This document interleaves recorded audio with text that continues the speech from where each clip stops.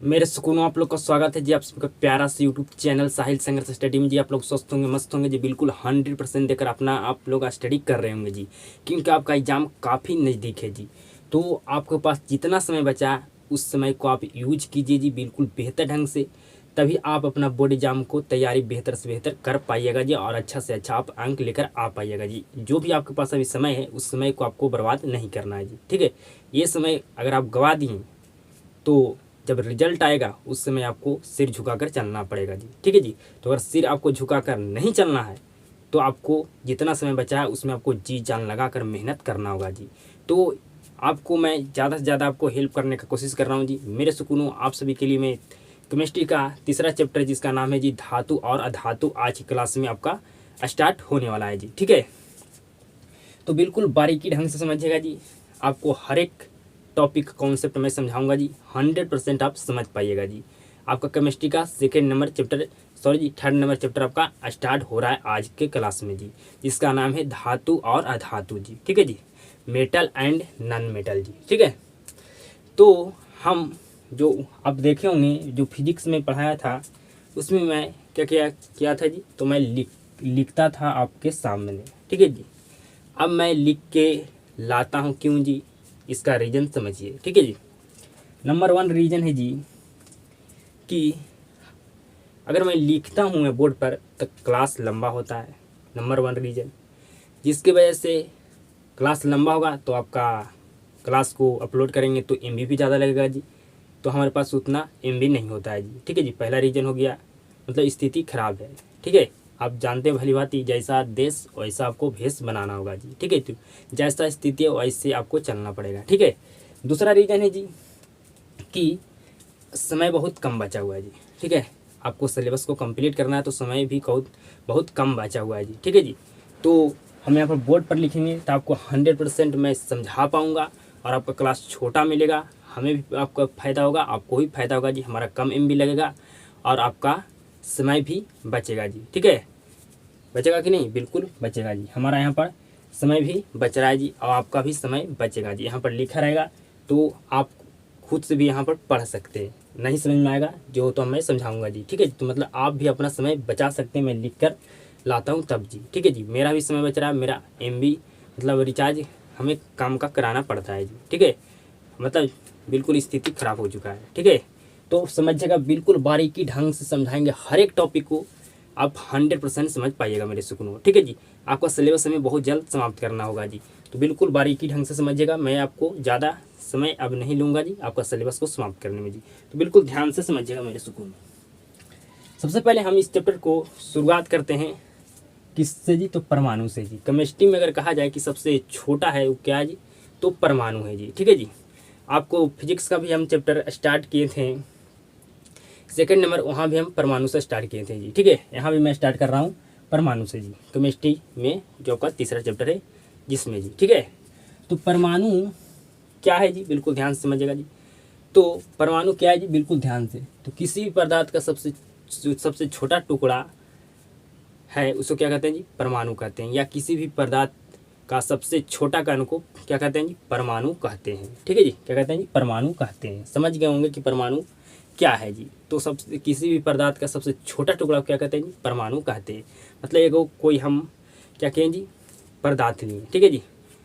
क्या कहें जी, एक पदार्थ लिए, उसको काटते काटते जो सबसे आपका सबसे जो छोटा कण बचेगा, ठीक है जी, जो सबसे छोटा टुकड़ा बचेगा उसको क्या कहते हैं जी, परमाणु कहते हैं। मतलब किसी भी पदार्थ का सबसे छोटा टुकड़ा को हम परमाणु कहते हैं जी। परमाणु आप 100% समझ गए होंगे जी, ठीक है जी। अब बताइए कि परमाणु का खोज किसने किया था जी, ठीक है जी। परमाणु समझ गए कि परमाणु क्या होता है जी, तो किसी भी पदार्थ का सबसे छोटा टुकड़ा या सबसे छोटा कण को हम परमाणु कहते हैं। परमाणु का खोज किसने किया था जी, तो परमाणु का खोज किया था जॉन डाल्टन ने। कौन किया था जी, जॉन डाल्टन ने। कब किया था जी, तो 1803 ईस्वी में, 1803 ईस्वी में जी, ठीक है जी। अब आगे समझिएगा बिल्कुल ध्यान से। जो परमाणु होता है, परमाणु कितने मौलिक कण से मिलकर बने होते हैं जी, ठीक है जी। या कह सकते हैं कि परमाणु में कितने मौलिक कण होते हैं, ठीक है जी। बारीकी ढंग से समझिएगा। तो किसी भी परमाणु में कितने मौलिक कण होते हैं जी? तो किसी भी परमाणु में आपका 3 मौलिक कण होते हैं जी। किसी भी जो आपका कोई भी आपका परमाणु हो, ठीक है जी, वो आपका 3 मौलिक कण से मिलकर बने होते हैं जी। तो आपका किसी भी परमाणु में 3 मौलिक कण होते हैं जी। पहला प्रोटॉन, दूसरा न्यूट्रॉन और तीसरा आपका इलेक्ट्रॉन जी, ठीक है जी, इलेक्ट्रॉन जी, ठीक है। तो जो परमाणु के जो बीच में क्या होता है जी? नाभिक होता है। क्या होता है जी? नाभिक होता है। बीच में क्या होता है जी? नाभिक। और नाभिक में आपका प्रोटॉन और क्या होता है जी? न्यूट्रॉन होता है। परमाणु के बीच में नाभिक होता है, नाभिक में आपका प्रोटॉन और न्यूट्रॉन होता है जी, ठीक है। और जो परमाणु को बाहरी कक्ष में चक्कर कौन लगाता है जी? तो आपका लगाता है इलेक्ट्रॉन। कौन जी? इलेक्ट्रॉन, ठीक है। कौन लगाता है जी? इलेक्ट्रॉन लगाता है जी। इतना आप समझ गए होंगे जी कि परमाणु कितने मौलिक कण से मिलकर बने होते हैं। तो 3 मौलिक कण से मिलकर बने होते हैं। या किसी भी परमाणु में कितने मौलिक कण होते हैं? 3 मौलिक कण होते हैं जी, ठीक है। अब समझिएगा कि जो आपका प्रोटॉन होता है उस पर कौन सा चार्ज होता है जी? मतलब कौन सा बेस होता है जी? आपका न्यूट्रॉन या इलेक्ट्रॉन, न्यूट्रॉन पर आपका कौन सा बेस होता है जी? आपका इलेक्ट्रॉन पर कौन सा बेस होता है जी? बिल्कुल ध्यान से। तो आपका प्रोटॉन पर पॉजिटिव चार्ज होता है जी। कौन सा चार्ज जी? पॉजिटिव, ठीक है। आपका इलेक्ट्रॉन पर निगेटिव चार्ज होता है जी। कौन सा चार्ज होता है जी? तो निगेटिव चार्ज होता है जी, ठीक है। जो आपका न्यूट्रॉन होता है, ठीक है जी, न्यूट्रॉन उस पर कोई भी चार्ज नहीं होता, मतलब आवेशहीन होता है जी, ठीक है जी। अगर मैं आपसे पूछे कि प्रोटॉन पर कौन सा चार्ज होता है तो बताइए। तो पॉजिटिव। आपका इलेक्ट्रॉन पर कौन सा चार्ज होता है? तो निगेटिव। और आपका न्यूट्रॉन पर कौन सा चार्ज होता है जी? तो कोई भी चार्ज नहीं होता, मतलब आवेशहीन होता है जी, ठीक है जी। इतना आप समझ गए होंगे बिल्कुल बारीकी ढंग से जी। कोई भी दिक्कत आपको नहीं हुआ होगा जी। अब आगे समझिएगा।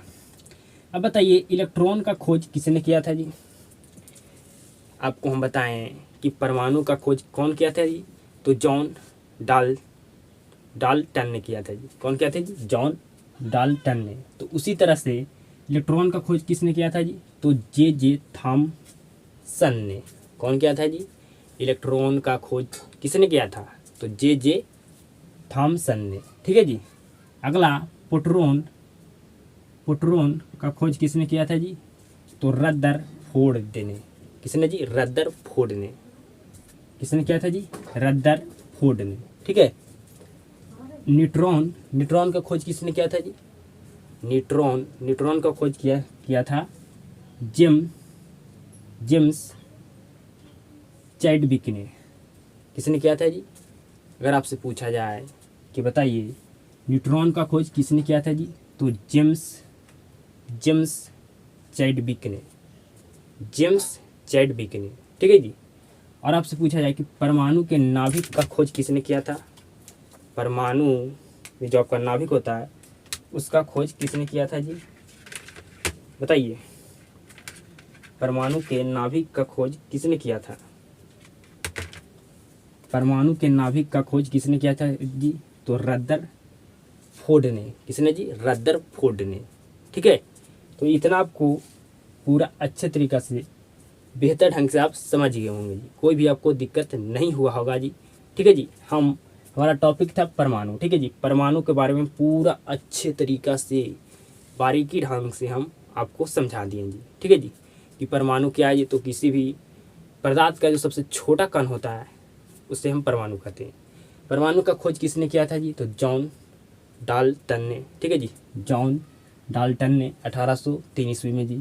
आपको कहा जाए कि परमाणु कितने मौलिक कण से मिलकर बने होते हैं? तो 3 मौलिक कण से मिलकर बने होते हैं जी। किसी भी परमाणु में कितने मौलिक कण होते हैं? तो 3 मौलिक कण होते हैं जी। पहला आपका होता है प्रोटॉन, न्यूट्रॉन, इलेक्ट्रॉन, ठीक है जी, ये होता है जी। और आपका प्रोटॉन पर पॉजिटिव चार्ज होता है, आपका इलेक्ट्रॉन पर निगेटिव चार्ज, और आपका न्यूट्रॉन पर कोई भी चार्ज नहीं, मतलब आवेशहीन होता है जी, ठीक है। तो और जो आपका परमाणु होता है, परमाणु के बीच में क्या होता है जी? नाभिक। नाभिक में आपका क्या होता है जी? तो प्रोटॉन और आपका न्यूट्रॉन होता है जी। और आपका जो परमाणु होता है उसके बाहरी कक्ष में चक्कर कौन लगाता है जी? तो आपका इलेक्ट्रॉन जी, ठीक है। आप जानते होंगे भली भांति कि इलेक्ट्रॉन का खोज किसने किया था, प्रोटॉन का खोज किसने किया था, न्यूट्रॉन का खोज किसने किया था, परमाणु के जो नाभिक का खोज किसने किया था जी, ठीक है जी। तो इलेक्ट्रॉन का खोज किया था जे थॉमसन ने, और प्रोटॉन का खोज किया था रदरफोर्ड ने, ठीक है जी। न्यूट्रॉन का खोज किसने किया था जी? तो जेम्स चैडविक ने, ठीक है। और परमाणु के नाभिक का खोज किसने किया था जी? तो रदरफोर्ड ने, ठीक है जी। आपको इतना पूरा बारीकी ढंग से समझ में आ चुका होगा मेरे सुकून। अब हम नेक्स्ट टॉपिक पर चर्चा करते हैं जी। तो उस टॉपिक को हमें बोर्ड पर लिखना पड़ेगा जी, तब हम आपको समझाते हैं पूरा अच्छे तरीके से, बेहतर ढंग से मेरे सुकून। अब मेरे सुकून नेक्स्ट टॉपिक को बिल्कुल बारीकी ढंग से, बेहतर ढंग से समझाएंगे जी। बिल्कुल ध्यान से देखते रहिए क्लास को जी, आपको 100% समझ में आएगा जी, बिल्कुल ध्यान से। पदार्थ, ठीक है जी। पदार्थ आपका 2 प्रकार के होते हैं जी, ठीक है जी। पदार्थ का कितना भाग होता है? 2 भाग होता है, ठीक है जी।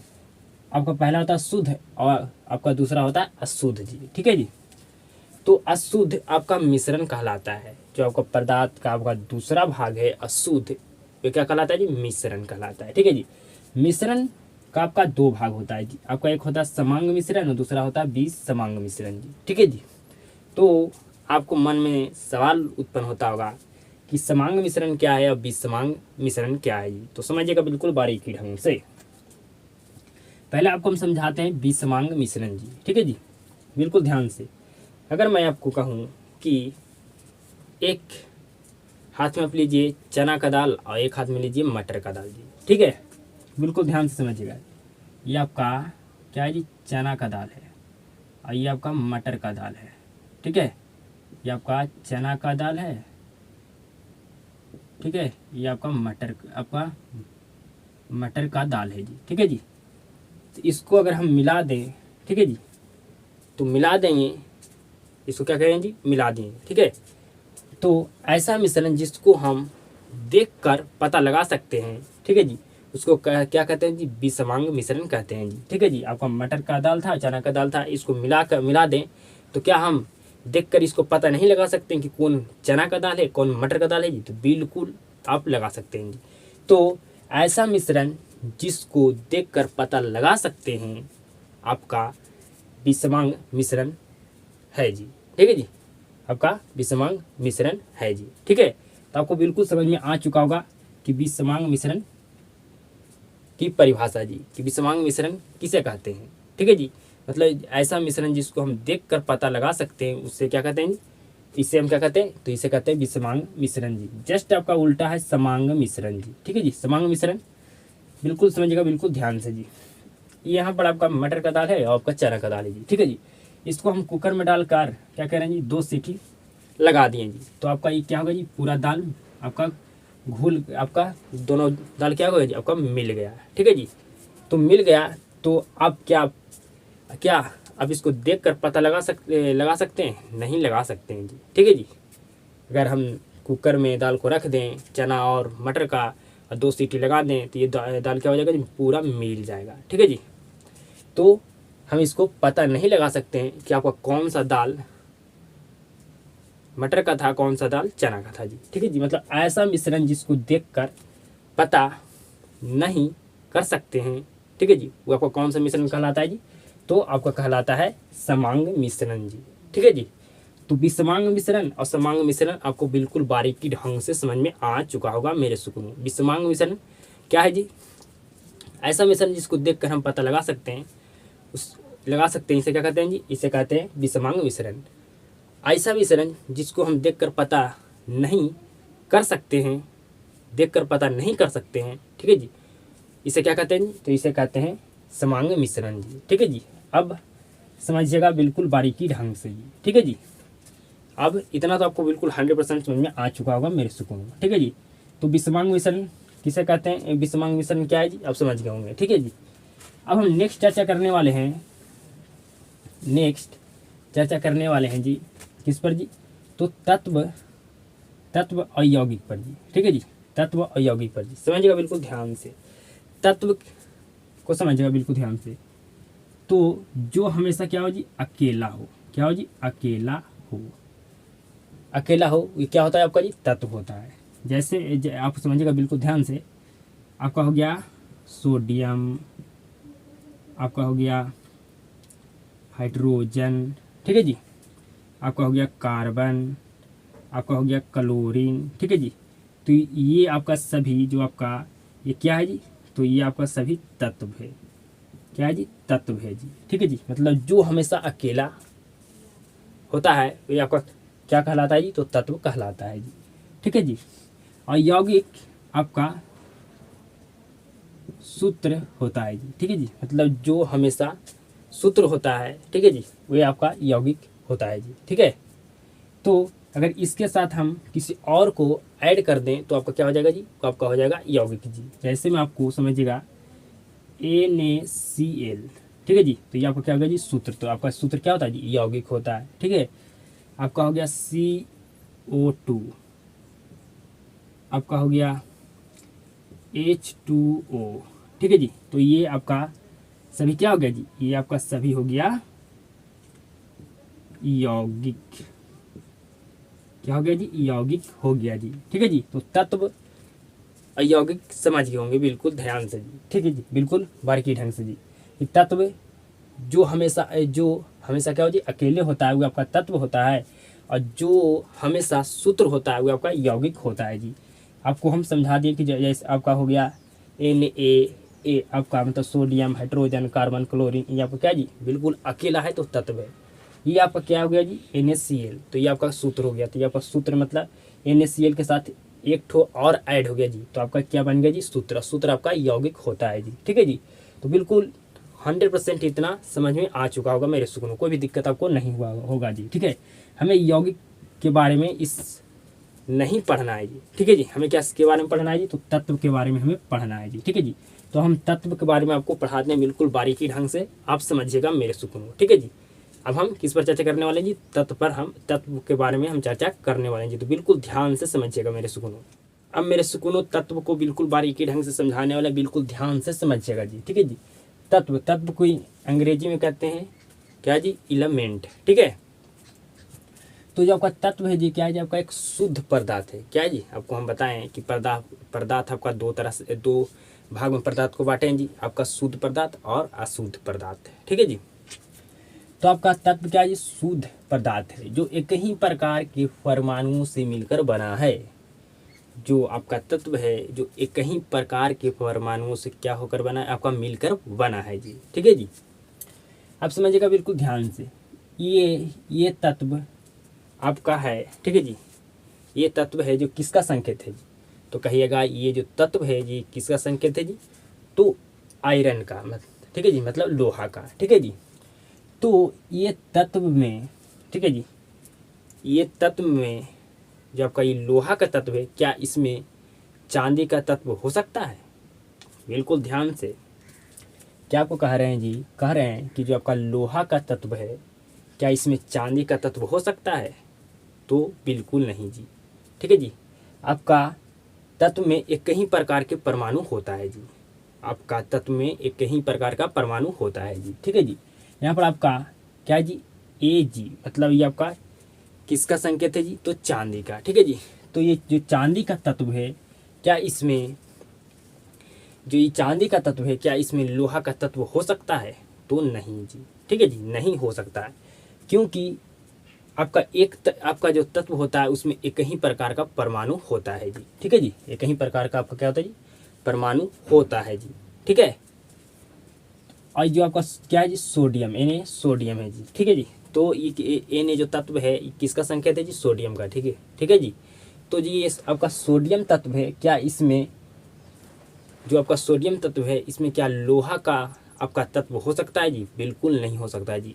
आपका तत्व में एक ही प्रकार का आपका परमाणु होता है जी। ठीक है जी, कोई भी तत्व हो उसमें एक ही प्रकार का आपका परमाणु होता है जी। ठीक है जी, तो आप समझ गए होंगे तत्व जी। ठीक है जी, मतलब आपका जो तत्व है जी आपका एक क्या जी, शुद्ध पदार्थ है और जो एक ही प्रकार के परमाणुओं से मिलकर बना होता है जी। ठीक है, अगर मान लीजिए कि ये आपका क्या है जी, सोना है। ठीक है, सोना है। ठीक है जी, क्या है जी, आपका ये सोना है, इसमें से हम छोटा सा क्या कहें जी, कह सकते हैं इसका कण यहाँ पर लेकर आए जी। ठीक है जी, इसका छोटा सा यहाँ पर कण है जी। ठीक है जी, तो ये दोनों का क्या गुण, क्वालिटी डिफरेंट होगा कि या सेम होगा जी? तो ये दोनों का जो क्वालिटी होगा बिल्कुल सेम होगा जी, अलग अलग नहीं होगा जी। मतलब ये दोनों का गुण क्या होगा जी, समान होगा, असमान गुण नहीं होगा जी। ठीक है जी। तो आपका जो तत्व है उसमें तत्व में आपका एक ही प्रकार का परमाणु होता है जी। ठीक है जी। तो तत्व क्या होता है बिल्कुल ध्यान समझ गए होंगे जी। ठीक है जी। तत्व क्या होता है जी, आपका एक ही प्रकार के परमाणुओं से मिलकर बना होता है जी। ठीक है, इतना आपको समझ में आ चुका होगा जी। आगे समझिएगा, तत्व को हम 3 भाग में बांटे हैं जी। ठीक है जी। किसके आधार पर जी, तो चालकता के आधार पर जी। ठीक है जी। पहला आपका है धातु, दूसरा आपका अधातु, तीसरा आपका है उपधातु जी। अब बारीकी ढंग से समझिएगा धातु को जी। ठीक है जी। धातु में आपका करंट तेजी से पार हो जाएगा जी। ठीक है जी। जो धातु है इसमें आपका जो करंट है जी आपका तेजी से पार होता है। ठीक है जी। अधातु में आपका करंट क्या चलेगा जी, नहीं चलेगा। उपधातु में आपका जो करंट होता है, ठीक है जी, जो आपका उपधातु में करंट धीरे धीरे पार होगा जी, धीरे धीरे पार होगा। ठीक है जी, धीरे धीरे पार होगा जी। ठीक है जी। तो धातु का दूसरा नाम आपका है चालक जी, क्योंकि इसमें हम बिजली को चलाएं तो क्या होगा जी, आपका बिजली चल गया जी। इसमें करंट को हम चलाएं तो करंट आपका चल गया जी। ठीक है जी। तो धातु का दूसरा नाम क्या है जी, धातु का दूसरा नाम है चालक। क्या जी, चालक। अधातु का दूसरा नाम है क्या जी, तो अचालक, अचालक या कह सकते हैं कुचालक, कुचालक जी। ठीक है जी। जो आपका उपधातु है इसमें बिजली धीरे धीरे चला जी। ठीक है जी। तो इसका दूसरा नाम है जी अर्धचालक। क्या नाम है जी, अर्धचालक। क्या नाम है जी, अर्धचालक। ठीक है जी। जहाँ पर हमें बिजली तेजी से चाहिए वहाँ पर हम किसका उपयोग करेंगे जी, तो धातु का। किसका जी, धातु का। जहाँ पर हमें करंट मतलब बिजली धीरे धीरे चाहिए तो किसका हम उपयोग करेंगे जी, तो उपधातु का। ठीक है जी, किसका उपयोग करेंगे जी, उपधातु का। ठीक है जी। जिस डिवाइस में हम धातु का प्रयोग करेंगे उसको क्या कहेंगे जी, उस डिवाइस को क्या कहेंगे जी, तो कहेंगे क्या जी, इलेक्ट्रिक डिवाइस। ठीक है जी। मतलब जिस वस्तु या डिवाइस में हम धातु का प्रयोग करेंगे उसको हम क्या कहेंगे जी, तो उसको कहेंगे इलेक्ट्रिक डिवाइस। ठीक है जी। और जिस वस्तु में हम या जिस डिवाइस में हम उपधातु का प्रयोग करेंगे तो क्या कहेंगे उसको जी, तो उसको कहेंगे इलेक्ट्रिक डिवाइस, सॉरी जी इलेक्ट्रॉनिक डिवाइस। क्या कहेंगे जी, इलेक्ट्रॉनिक डिवाइस जी। मतलब जिस वस्तु या डिवाइस में हम उपधातु का प्रयोग करेंगे उसको कहेंगे इलेक्ट्रॉनिक डिवाइस। और जिस डिवाइस या वस्तु में, ठीक है जी, जिस डिवाइस या वस्तु में हम धातु का प्रयोग करेंगे, ठीक है जी, उसको कहेंगे इलेक्ट्रिक डिवाइस। ठीक है जी, इलेक्ट्रिक डिवाइस। ठीक है जी। तो बिल्कुल ध्यान से आप समझ गए होंगे जी। ठीक है जी, बिल्कुल आपको समझ में आ चुका होगा जी। कोई भी दिक्कत, कोई भी समस्या आपको नहीं हुआ होगा जी। मतलब जिस हम डिवाइस में या जिस वस्तु में हम धातु का प्रयोग करेंगे उसको कहेंगे इलेक्ट्रिक, और जिसमें हम उपधातु में मतलब जिस डिवाइस में या वस्तु में हम उपधातु का प्रयोग करेंगे उसको कहेंगे इलेक्ट्रॉनिक डिवाइस। ठीक है जी। तो बताइएगा आपका फ़ोन, ठीक है जी, फ़ोन आपका कौन सा डिवाइस है जी, आपका एसी कौन सा डिवाइस है जी। ठीक है जी। मात्र आपको 2 सवाल दिया गया है, ये दोनों सवाल को बताइए। ठीक है जी। तो जो फ़ोन है, ठीक है जी, फ़ोन में हमें धीरे धीरे बिजली चाहिए जी। ठीक है जी। तो यहाँ पर किसका प्रयोग होगा जी, तो किसका प्रयोग होगा जी, उपधातु का। ठीक है जी। तो मतलब जिस वस्तु में, जिस डिवाइस में हम उपधातु का प्रयोग करते हैं उसको कहते हैं इलेक्ट्रॉनिक। क्या कहते हैं जी, इलेक्ट्रॉनिक। क्या कहते हैं जी, इलेक्ट्रॉनिक। क्या कहते हैं जी, इलेक्ट्रॉनिक। ठीक है जी। और एसी मतलब एसी में हमें करंट तेजी से चाहिए जी। ठीक है जी। एसी में हमें करंट तेजी से चाहिए। ठीक है जी। मतलब बिल्कुल ध्यान से समझिएगा जी, हमें एसी में करंट क्या चाहिए जी, तेजी से। तो मतलब हम जिस डिवाइस जिस डिवाइस में हम या वस्तु में धातु का प्रयोग करते हैं वो आपका क्या कहलाता है जी? तो आपका इलेक्ट्रिक क्या कहलाता है जी? इलेक्ट्रिक क्या कहलाता है जी? इलेक्ट्रिक कहलाता है। ठीक है, इलेक्ट्रिक कहलाता है। क्या कहलाता है जी? इलेक्ट्रिक कहलाता है। और इलेक्ट्रॉनिक कहलाता है जिस डिवाइस में हम बिल्कुल ध्यान से, ठीक है जी, जिस डिवाइस में हम या वस्तु में धातु का प्रयोग करते हैं तो हमें इलेक्ट्रिक डिवाइस उसको कहते हैं, और जिस वस्तु या डिवाइस में हम उपधातु का प्रयोग करते हैं इलेक्ट्रॉनिक डिवाइस कहते हैं जी। ठीक है जी, मतलब फ़ोन में हमें करंट धीरे धीरे चाहिए, ठीक है जी, तो यहाँ पर हम उपधातु का प्रयोग करेंगे तो आपका इलेक्ट्रॉनिक ही इसको कहेंगे जी। एसी में हमें करंट क्या चाहिए? तेज़ी से हमें चाहिए जी, तो यहाँ पर हम क्या करेंगे जी? तो धातु का प्रयोग करेंगे जी। तो धातु का प्रयोग करेंगे जी। ठीक है जी, तो मतलब जिस डिवाइस में या वस्तु में धातु का प्रयोग करते हैं, ठीक है जी, क्या कहलाता है जी? तो इलेक्ट्रिक कहलाता है। ठीक है जी, तो आपको समझ में बिल्कुल बारीकी ढंग से आ चुका होगा मेरे सुकून, कोई भी दिक्कत कोई भी समस्या आपको नहीं हुआ होगा जी। तो आज की क्लास को मैं यहाँ पर समाप्त करता हूँ जी। अगर 100% क्लास में आपको समझ में आया है तो इस क्लास को एक शेयर जरूर करना मेरे सुकूनों, और क्लास को शुरू से अंत तक देखने के लिए आपको धन्यवाद। आप सबके साथ मुलाकात होता है मेरे सुकूनों नेक्स्ट क्लास में।